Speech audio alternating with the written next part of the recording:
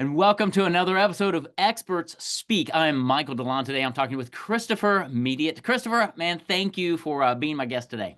Michael, man, it's good to be here. Thank you for having me. I'm excited for our chat today. Yeah. It's gonna be really fun. So this is kind of a different interview, but it's really fun. So Christopher and his dad Chris are financial advisors. They are clients of ours, and I love the fact that you guys run a family business, and the DNA of your firm and how you approach everything is a little different, I think, than what I would call most advisory firms and things. So I really want to kind of talk about that and talk about your perspective in serving your clients. So that's kind of going to be the overarching purpose and theme of this interview. But as we dive into that, Christopher, tell me, I mean, how in the world did you get doing what you're doing today?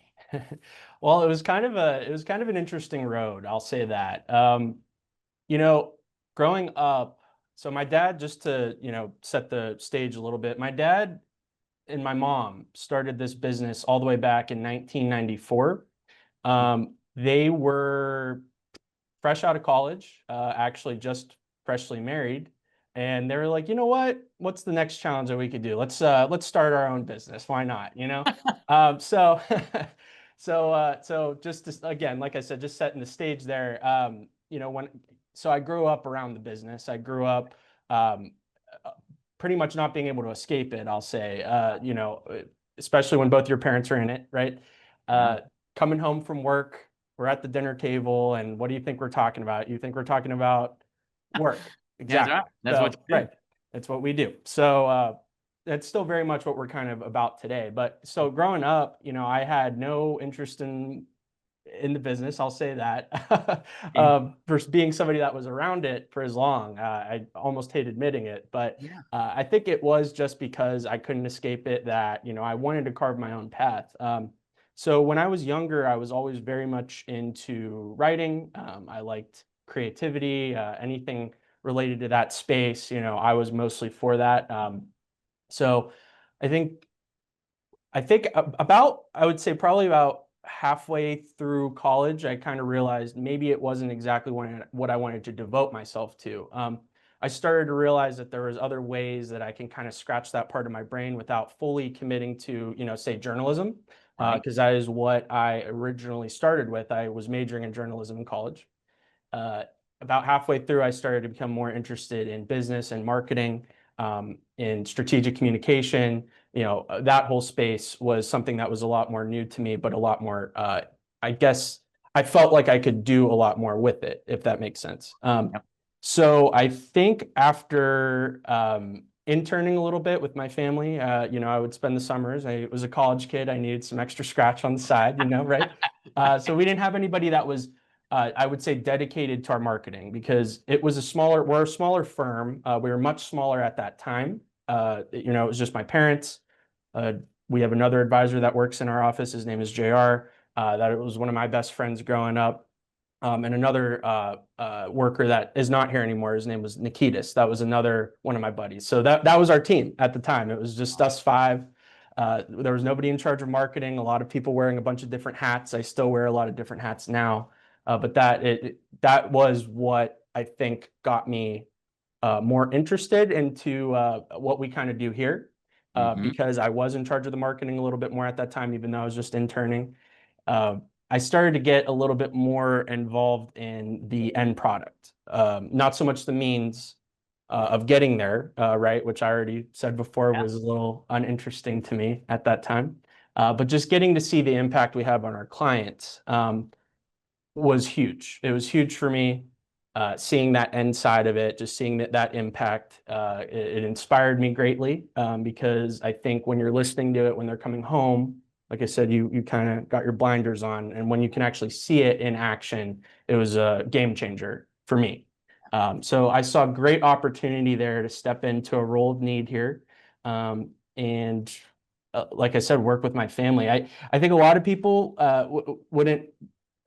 would be a little bit hesitant to that idea, if you Yeah. will. Oh yeah. That was and that was a little thought at the time. If you It have is. something Well, to interject, let's yeah. jump on that real quick because I Yeah. get that question all the time. Because as you know, my son Caleb is my chief Yes. officer, right? We work together hand in hand. My wife's my Yes. bookkeeper. My other son is in the back end publishing and things. So we're a family business as well. And I get that Mm-hmm. question all the time. Mm-hmm. And here's my answer is I think, okay, so let's say when you are a senior in high school, you're getting ready to college, your dad starts forcing you into the business. Right. Christopher, we've got a place for you. We need. I think that is what causes family businesses not to function well. Mm-hmm. But instead, your parents were smart. They gave you the space and say, "Hey, if you want to be a journalist, be a journalist." But then when you say, "You know what? Hmm, maybe I do want to," that changes the entire dynamic. Mm-hmm. It allows you to go, "Now this is really cool. I can see myself do this." And oh, what a blessing when it Oh, works yes. to work with your mom and dad. Mm-hmm. It is incredible. I get to talk to my son 2 or 3 times a week all the time, and he lives in Nashville, and I live in Kentucky, right? Right. It can be a very, very good thing when we don't force our children into the business. Mm-hmm. So kudos to your parents to give you the freedom to figure it out on your own and go, hmm, I like this. And oh, by the way, hey dad, is there a spot for me? Yep. Yeah.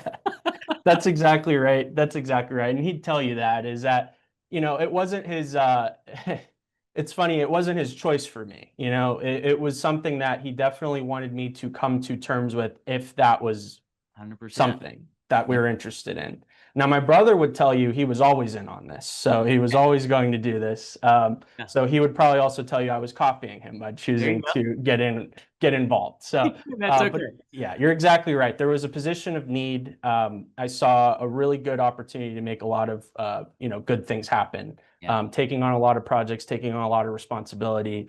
That was all my forte because I was able to build our marketing matrix basically from the ground up Wow. because at the time, we were kind of a one-trick pony, I'll be honest. So it was kind of cool. It was very cool.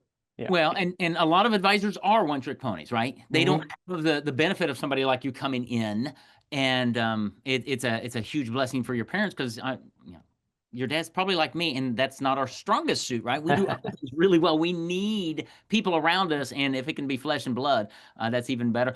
Not to mention the cool factor of with you and your brother in the business as well, serving your clientele. I assume, and I would love your feedback on this, because your clientele is like my age or older, Yeah. primarily.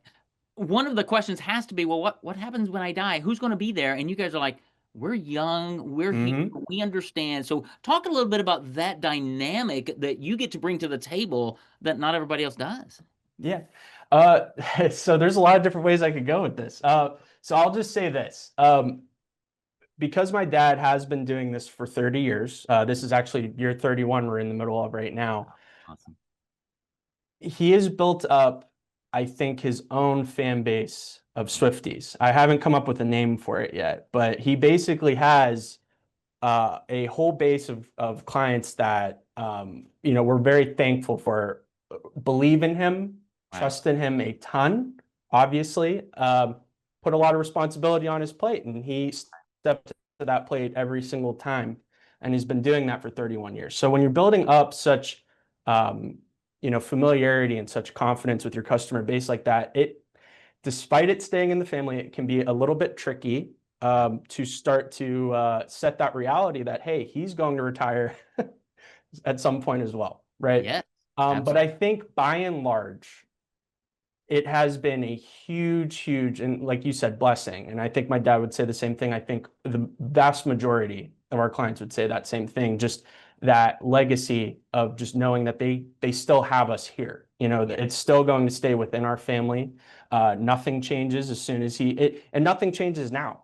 We're all running on the same type of flow that he's been running for 30 years now, obviously. So I think that inspires really good confidence, just knowing that, our family gets to take care of, your family for the whole haul. I think I just said that to somebody the other day, and it was funny. You said, a lot of our client base is older, but I had the pleasure of speaking with a gentleman that was, in his 30s. He's just getting ready to get his life like kind of rolling.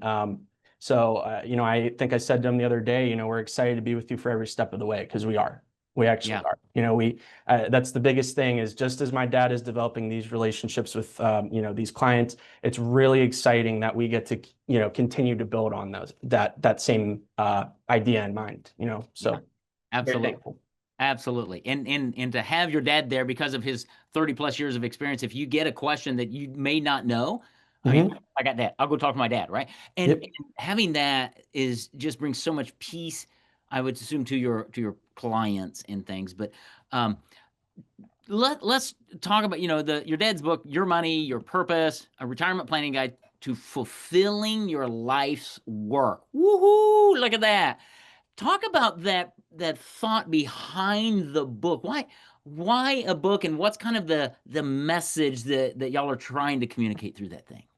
Yeah. So I think I kind of soft launched that concept saying, we want to be your guide. Like we want to be your friend. We want to be with you every step of that way. I think when it comes to our industry, or at least for sure our philosophy, we're really big on holistically planning. Mhm. We always say it's a comprehensive thing. We want like when we're talking to people in that first introduction, sorry, we're trying to get to what matters to them, Yeah. right? What's important to them. I think that's what my dad's like the basis of my dad's philosophy was just getting to know people on such a level that we are able to help them to the best of our ability. That we're not letting the investments dictate, the client. We're letting the client's life dictate the investments. The investments have to fit into their life. Everything has to make sense. Everybody requires something different. So I think that was the essence of this book. The essence of this Mhm. book is his philosophy on how he operates on an everyday. It's his DNA. His DNA is imprinted in that book, and Yeah. in so doing, the DNA of our entire business and how we want to do, our work for our clients is in that book. You Yeah. know, so it kind of just it does. It sets that precedent that like I said, we want to be your guide. We want to follow you all the way down that path. We not only do we want to help you with your finances, but we do. We want to try to help you um, paint a picture of what is going to ultimately make you happy in retirement and get you there, and That's not awesome. just get you there, but stay with you for that. And because that's a whole new chapter. I think that's what a lot of people don't. Everybody thinks that's the finish line. It's not necessarily the finish line. I think Morgan Housel, I think I said his name correctly, probably Mhm. said it best in something that I listened to him speak on, was that, oftentimes, we're climbing to the mountaintop, right? Yeah. And we reach the mountaintop, and nobody considers that actually the most dangerous part of the climb is getting down, right? Yeah. So a lot of Absolutely. people are thinking about retirement like, hey, this is the top of the mountaintop. We did it. But actually, you still have a whole other step to go. So it's very important that you didn't blow all your resources to get you there, because it is a long way back down, Yeah. right? So Well, it is, that and, is, yeah. it has different challenges, right? And during Hmm. your working life, as you're planning for it, I mean, well, okay, I've got income because I've got a job, and it's probably not going away, so I've got income. So you're Hmm. not worrying about income, but when you Yeah. get to retirement, you start thinking about do I have enough income? And Yeah. oh, by the way, I had health care provided by my company, and what do I do for health care? And I worked for Hmm. 30 some odd years. Well, I'm going to be retired Hmm. for 30 some odd years. I mean, people, we don't think about it too many times. And Hmm. that's why I love the holistic aspect of it. It's not about how big is your nest egg. Yeah. At one level, dare I say, that doesn't matter if you're Right. not planning properly. Hmm. So it's having a guide like you guys to say, hey, we'll meet you at the top. Yeah. We'll guide you through the down the bottom, but we're going to make sure that we're talking and unpack just some of the high level um, guiding points. I mean, we're talking about income and Hmm. healthcare and legacy. Talk about some of the major things that you guys really focus on for most people that they're either thinking or not thinking about as it relates to this holistic plan. What are some of the big Hmm. rocks? Hmm. Yeah. So let's see. So what I would say the biggest thing that we try to accomplish is to get people to start thinking, right? Hmm. And then getting them to be more intentional. Good. And so when we're trying to get them to be more intentional, because you mentioned a lot of points, and I think everything is, I think it depends on the person what the absolute most underlooked parts of their plan Absolutely. are, right? So you Yeah. have to kind of identify first, like, hey, where is this person lacking the most in their financial picture as it stands? Because that's what we'll do. We'll try to get you a snapshot first, Yeah. figure out, hey, are you okay? And if you're not okay, here's what we identified. And if you think we're the people to help you, we'll help you identify that, not only identify that problem, but fix that problem. Yep. Okay, we're going to try to identify gaps first. So again, getting you to think more intentionally about your money. And then I would say helping you provide that framework. So we always try to think about it in a bucket system. My dad likes to use a lot, and you'll probably hear it a lot in our industry. Like we're not reinventing the wheel by any means, Yeah. but we are putting our own spin on that. So Right. you're going to know exactly, hey, so we're putting it under this in this bucket. Here's what this is for. And then there's this bucket. We're putting some money in here for this contingency, say, for instance. What parts of your plan are you underlooking, like in case you need to give yourself a raise, in case you need money in an emergency, in a pinch? That's what that's there for. Then we got our growth. So it's just getting them to start thinking about their money in that way, Yeah. so that they're devoting it in the right places, right? So, of course, we talk about our taxes. We analyze where they're at in their taxes, if they could reduce their tax burden, because oftentimes, especially retirees, think that taxes, they might be absolved a little bit when they start withdrawing, but it's not always the case. There could be, depending on where your money is being stored, it might not be conducive to what you need to be doing in retirement, right? So we think about that. We think about our legacy, as you said. We always, a big thing we harp on is the power of attorney element. I would say that would be something that gets underlooked quite a bit when we're thinking about legacy. We're always going to be thinking about healthcare and retirement, Yeah. especially for, more elderly individuals. I Absolutely. would definitely think long-term care, Yeah. definitely long-term care for sure. Nobody wants to think about themselves as incapacitated. So let me just say this, because I'm going on a tangent, but I think a lot of it tends to be downstream of, like, look, we don't even want to think about being incapacitated. We don't want to think about passing away. We just don't really want to think about it right now. So I guess that's what we're kind of there for. You only have to think about it one time a year or twice a year if you need. That's right. And that's with That's right. us. And we'll Awesome. help do the thinking for you, is Well, how and we that's the think thing, about it. because Yeah. you guys have done it so much, it's Mhm. an easier conversation, actually. And the thing I love about the book, and I want to kind of pivot towards that, because so many times people say, "Oh, you wrote a book," and it's dare I say, it's less about you and your dad, and it's more about your clientele of why you wrote it. But think about the book, and I'd love for you to unpack this.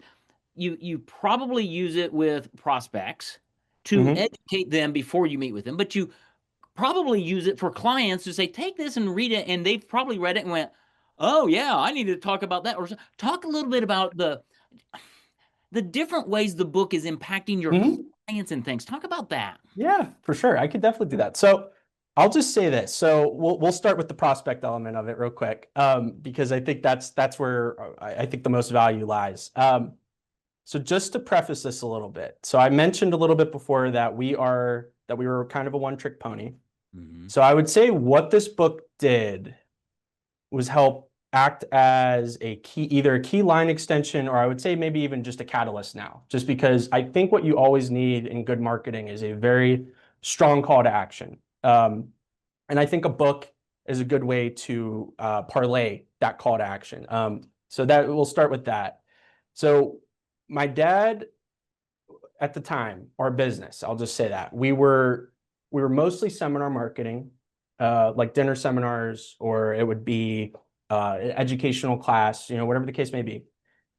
And then COVID happened. And then what weren't we able to do, right? Right. We weren't able to have large gatherings, especially of the older variety at that time. So, obviously we want to make sure everybody's safe and healthy, so Right. we didn't want to be putting anybody at risk. And that, at the time that was unfortunate, because we had to rethink how we do things.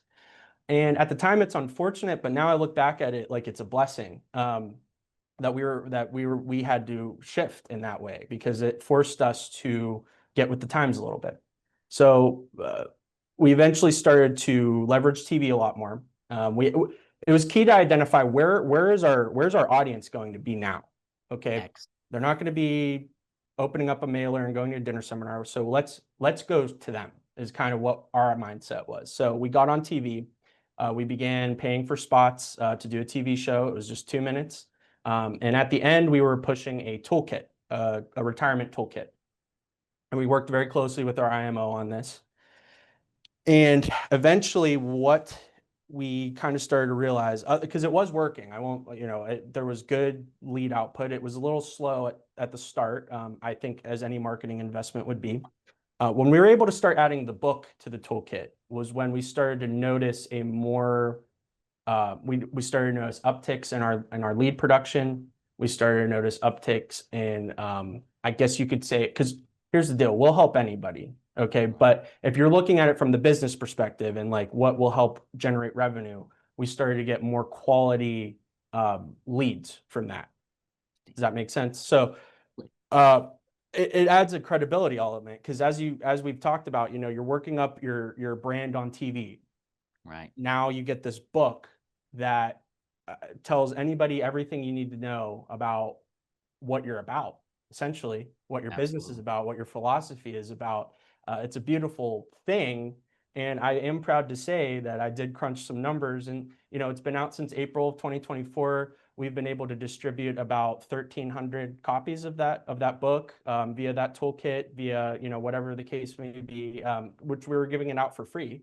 Basically, I mean, you could buy it on Amazon, but our biggest thing is we want this knowledge to be free. We want it to be in everybody's hands. So that's what we've done.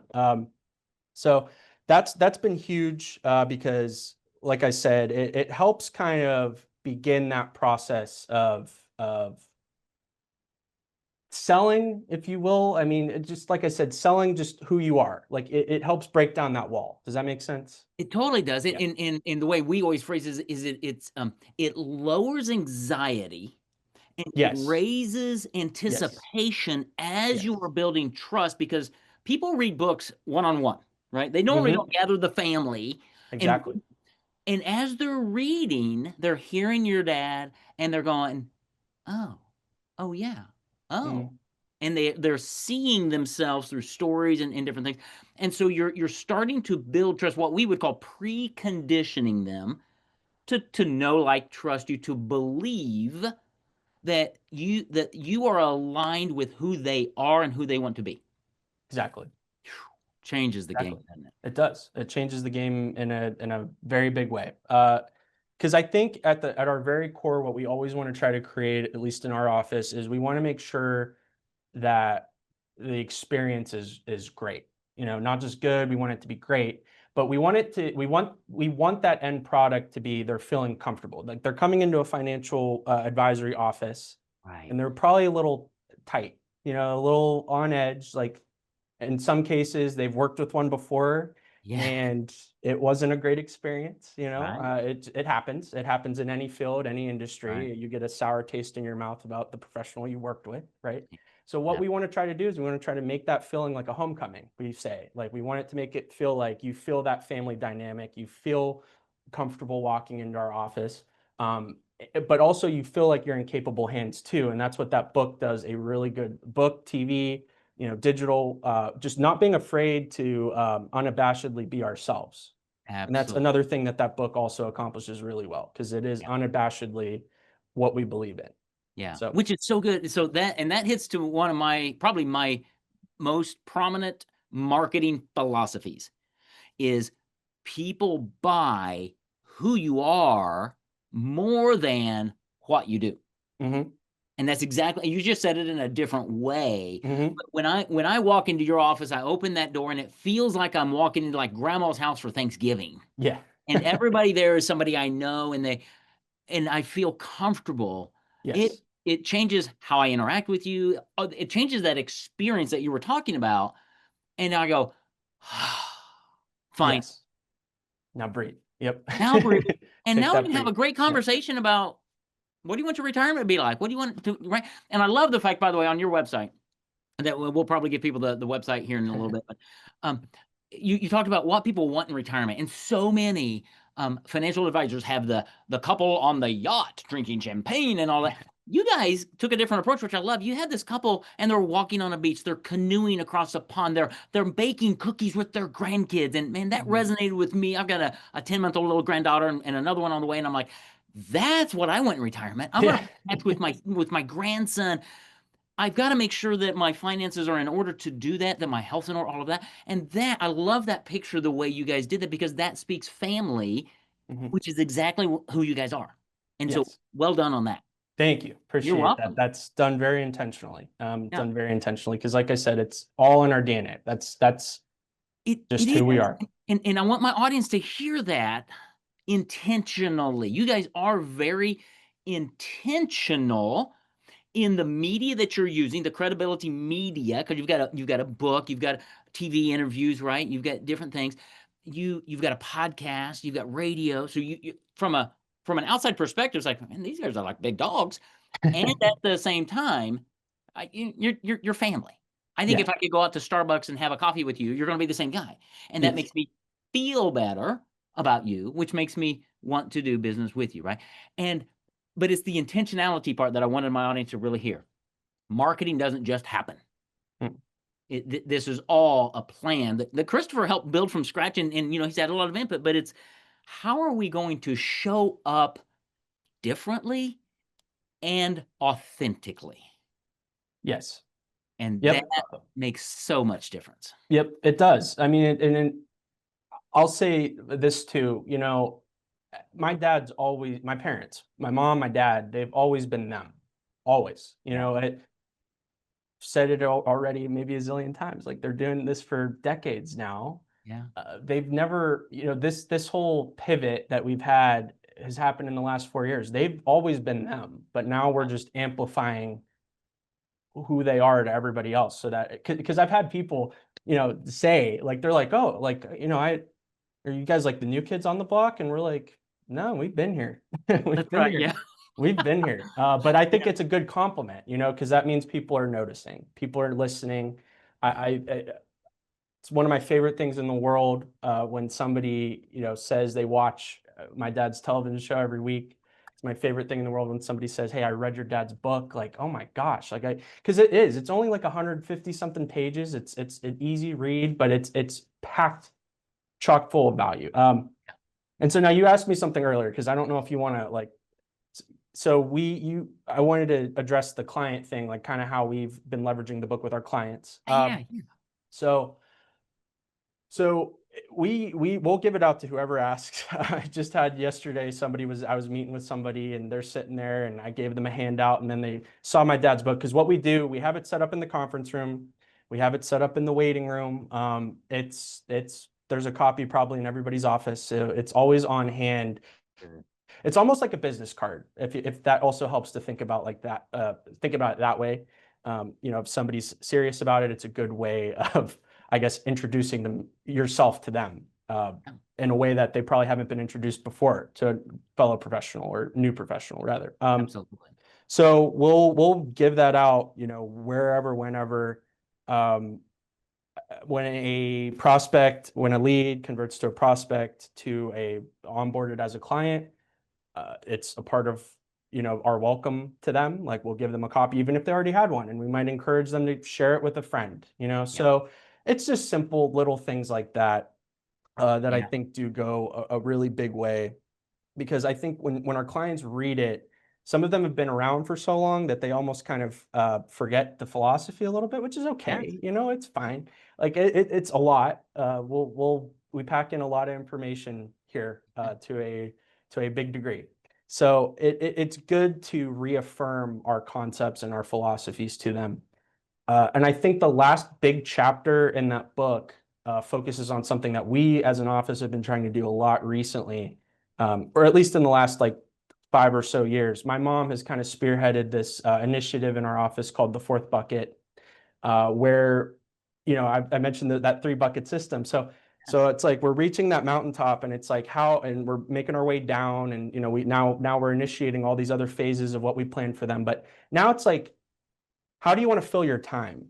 How do you want to give back your God-given gifts or God-given earnings from over the years. Yeah. I mean, I know a lot of people have excess, whatever, that they want to get more charitable. So we basically want to help jumpstart that for them. We want to give them an outlet, a resource. So, we have a lot of different partners in our area that we give back to, and we encourage our clients to help us, basically either volunteer, either donate. We just had a food drive where I think it was about 450, maybe 500 pounds of food we were able to accumulate along with some monetary donations. And since 2020, for that initiative alone, we've helped provide 34,000 meals to our area. So Well done. it's things like that, little things like that. And the book goes into more detail at the end of just different ways that you could basically, share your blessings and your gifts with your area, with your community, or however, what it is that you're interested in, whatever drives you. We want to help you with that as well. So That's great. that's a big thing at the end of our book that I think helps drive that initiative a lot. It So does. Yeah, absolutely. And that's so cool because you put all of this together. And, I'm a big direct marketing guy from the Dan Kennedy years and learning about building a tribe, a group of people who connect with you yeah. at such a heart level. It's more than what you do for them. This is me. In doing that at the last chapter, this fourth bucket concept is huge because people in retirement, I mean, they get bored. They don't, I think many people don't think about what am I going to do in retirement. And that's a great way for them to come alongside you, or you come alongside them to go, here's what we're doing. And again, that goes back to, I want to work with you because you're my type of people, right? Yeah. And you're givers and you're faith-based and you're this, and it's like your family. It's like, oh, yes, finally. And I think it just resonates with people. At the same time, it's going to not resonate with a lot of people. And that's okay because they're going to go somewhere else because they're not a good fit. And that's the other beautiful thing about the way you market, the way you show up. I'm sure there are people that look at your day and go, I wouldn't, right? And because that's just who they are. Awesome. I'm Yeah. okay with that because you're not trying to reach everybody, even though you'll give your book to anybody. As a client, they'll fit a certain, your clients have a certain DNA. And it should match the Mediate DNA, and Correct. then it's glory, right? Correct. And 100%. that's one of the coolest things that you guys have been able to do, not just through the book, but through the website, the copy, the images, the TV. I watched a number of those things, and there's a very good consistency of not just message, but of that DNA. It's like, here's who we are, here's who we serve. And without saying it, you basically say, if this is you, then come home. We're here. We're waiting to serve you. And that is very, very good marketing. And so you guys are doing a great job. And that's one reason I wanted to have you here, just to share the story, the background, to talk about some marketing, just because this applies to every business owner. Yeah. What you guys are doing, you're being intentional, you're being authentic, and you're building trust in a variety of ways. Exactly. 100%. You hit every nail on the head. Awesome. Every nail on the head. Well, Christopher, tell us, how can somebody reach out to find out more about, Mediate Financial and what you do? Or they may say, I need to talk to that dude because he's brilliant in marketing. I just got some questions. I mean, how do people just reach out and connect with you or the firm? Yeah, for sure. So you kind of plugged it earlier about our website, where we take a lot of great pride in how that turned out. Like I said, we work with an amazing IMO that has an amazing web team that we're very thankful for to help us turn concept into the reality of it right now, which is it's a solid. It again encapsulates everything that we are and what we believe in, and also it gives us our contact info if you're interested in reaching out to us. And like I said, I'm always happy, or kind of like you said, I guess, I'm always happy to help anybody that needs assistance, especially with marketing. This is one of my passions in life. I think again, it's been one of the greatest blessings that I've had over the last couple years, is just getting to step into such a crucial role and be able to have fun with it too. I'm excited to go into work. I'm excited to work with my family, with my best friends. It's a great thing. But yeah, our website is great, rock solid. We have a good presence on Facebook and LinkedIn too. That's Mediate Financial Services. That's all you got to type in. and Okay. that should centralize everything. So yeah, Excellent. Awesome. Well, I'm going to grab some of those links, have them in the show notes so it makes it super simple. But sounds good. Christopher, man, thank you. This has been so fun just to have a conversation with another family-oriented guy and who's building something whose focus is right in the marketing world, and who just you love what you do and it resonates, it shows through your face. So thanks for doing what you do, for showing up that way, and for being my guest today on Expert Speak, man. Michael, it was an absolute pleasure today. I'll gush after we get off the call, I think, but thank you very much for having me. Again, it's great talking to somebody who's like-minded. It gives me a lot of energy, so it's great. Thank you. Awesome. Super. Well, thanks for listening to Experts Speak. Tune in again next week for another great interview. Take care. God bless.